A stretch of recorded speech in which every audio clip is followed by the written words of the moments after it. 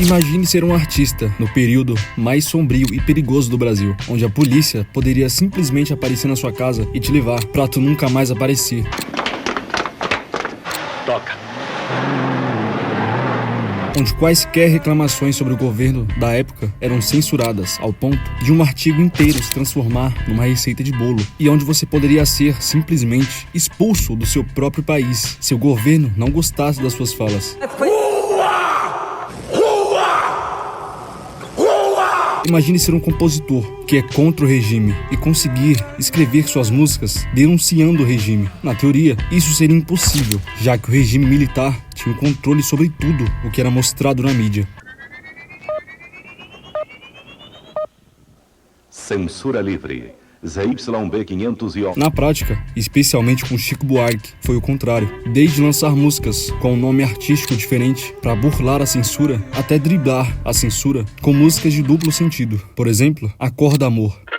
Sonhei que tinha gente lá fora, batendo no portão, que aflição. Vale dizer que os censores do regime eram bem burrinhos, né? Já que tá óbvio que a música fala sobre os militares. Chico Buarque foi um dos artistas mais caçados durante o regime militar, graças às suas tentativas de enganar a censura do regime. Tentativas essas que nem sempre davam certo. Muitas músicas foram censuradas e Chico Buarque chegou a ser exilado do Brasil. Abre aspas, Brasil, ame-o ou deixe-o, fecha aspas. Isso que é exemplo de patriotismo. Cálice é mais uma das tentativas de drible em relação ao regime, e um exemplo de como a música sempre foi um meio de libertação, denúncia e protesto. Uma pérola escrita por Chico Buarque e Gilberto Gil, que você acompanha agora, do Barra por Barra.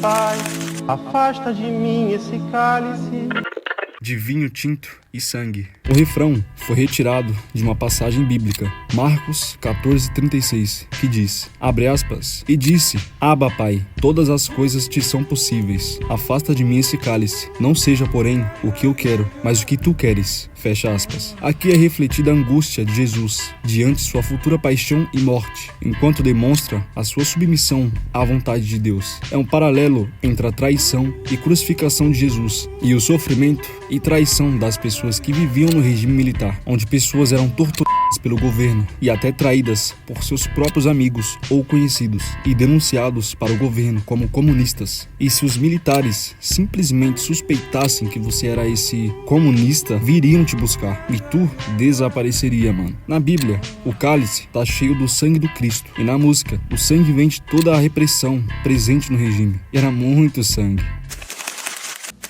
Como beber dessa bebida amarga? Tragar a dor, engolir a labuta. Essa tal bebida amarga é uma referência ao Fernet, uma bebida italiana que o Chico gostava muito. Gilberto Gil explica essa referência. Ele botou a mesinha lá e tal, disse, quer tomar alguma coisa? Ele disse, eu tenho uma bebida aqui que eu gosto de vez em quando de tomar, quer provar? Era o Fernet, né? A bebida amarga. Como beber dessa bebida amarga?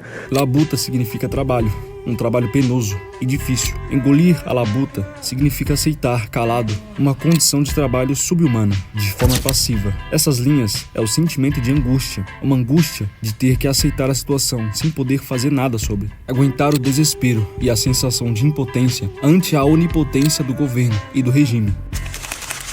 Mesmo calada a boca, resta o peito. Silêncio na cidade não se escuta. Ainda que a censura tivesse impedido a todos do direito de liberdade de expressão, os sentimentos ainda existem. Ainda que privem você de falar o que pensa, não podem privar o pensamento ou ideias. O silêncio na cidade vem da censura, ou seja, ainda que o regime sempre tentasse silenciar as pessoas, era impossível, já que as pessoas, ainda que não fossem pegas falando, falavam contra o governo nas ruas, e ainda que não falassem nas ruas, falavam nas casas, e se não falassem com os outros, falavam dentro de si. O silêncio não existe, mesmo calada a boca, resta o peito. Tentar silenciar as pessoas é como cortar as cabeças da hidra. Corta uma e crescem duas. Essa música é um exemplo disso. De que me vale ser filho da santa?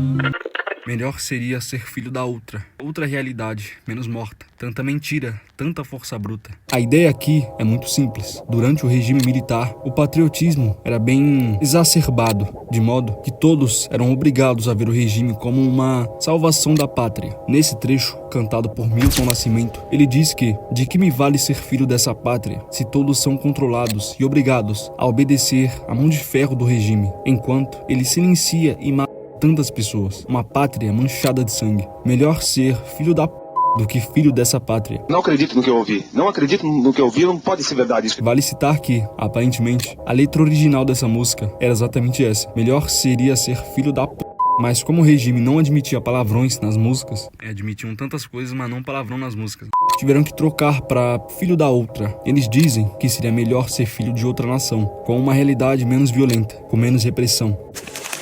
Como é difícil acordar calado.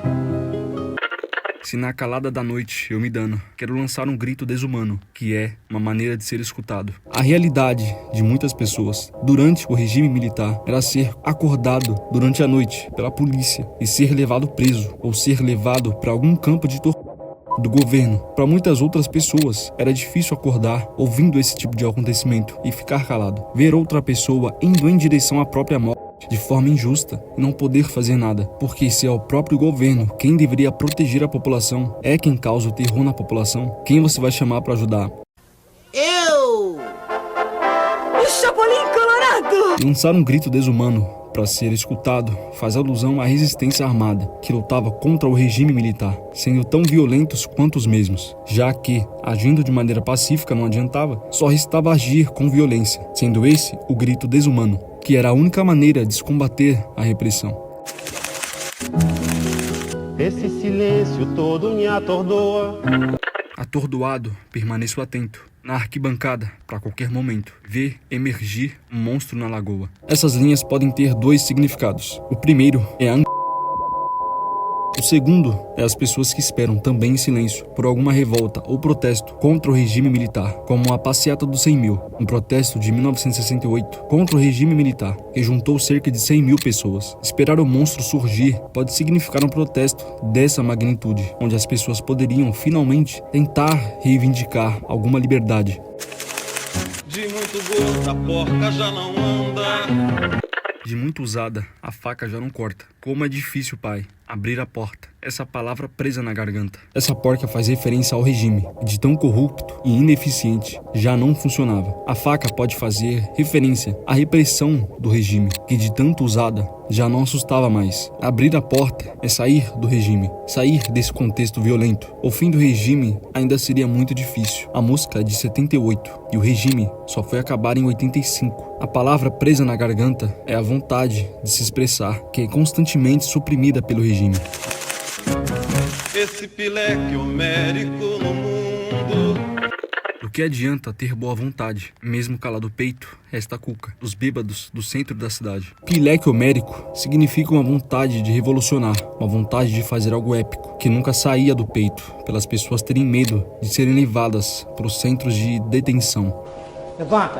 Levanta! Levanta, filha da... Abre aspas, paz na terra aos homens de boa vontade, fecha aspas. Lucas 2,14. De que adianta ter essa boa vontade se não existe paz? Do que adianta agir corretamente quando não existe justiça? E ainda que calem o peito, resta a cuca. Como eu disse, tentar silenciar as pessoas é como tentar cortar a cabeça da hidra. Se você silencia o peito, resta a mente. Se você silencia a mente, resta o filho. Se você silencia o filho, resta o neto. E assim por diante. Nunca conseguiriam e nunca conseguirão silenciar qualquer nação que não seja a Coreia do Norte, né? Que ali realmente não tem jeito. Quero perder de vez tua cabeça. Minha cabeça perder teu juízo. Quero cheirar a fumaça de óleo diesel, me embriagar até que alguém me esqueça. No final, Chico disse que quer perder a cabeça do regime, ou seja, não quer que o regime controle suas vontades, seus pensamentos. Quer ter o direito de pensar por si próprio e não ter que seguir a censura imposta ou seguir o medo imposto pela mão de ferro do regime. Além disso, ele finaliza fazendo, possivelmente, referência à morte de Stuart Angel, um estudante que foi capturado por fazer parte da luta armada contra o regime. Ele morreu com a boca grudada no escapamento de jipe, engoliu fumaça de gasolina, faleceu por intoxicação e foi jogado no mar. Chico conheceu a mãe dele, Zuzu Angel, então é uma possível referência e denúncia. O que me faz repetir, os censores do regime eram um bando de chimpanzés, e ainda bem que eram. Essa foi só mais uma das centenas de músicas que denunciavam o regime militar e a brutalidade que vinha com ele. Músicas como essa, que relembram os horrores do regime militar, em conjunto com toda a história, não só em artigos e livros, mas também em depoimentos e filmes e 1 milhão de referências, deveriam ser o bastante para que o regime militar não voltasse nunca mais. Foi uma mancha na história do Brasil, e não deveriam existir pessoas clamando por uma coisa assim voltar a acontecer, mas o Brasil é complicado, né? Como eu disse, Chico Buarque foi um exemplo de como driblar a censura, e o seu alter ego, Julinho de Adelaide, ajudou muito. Falar do autor desse último samba, o autor é Julinho de Adelaide. Não só ele, mas também artistas como Caetano Veloso, Gilberto Gil, Rita Lee e Raul Seixas foram outros exemplos de revolta contra o regime militar. A música é e sempre vai ser um meio de revolta e denúncia, assim como liberdade, cultura e expressão. E isso ninguém vai extinguir. Mas é isso, se você tá aí, se inscreve pra me acompanhar e deixa aquele like, mano. Esse foi o Barra por Barra de... E eu fico por aqui.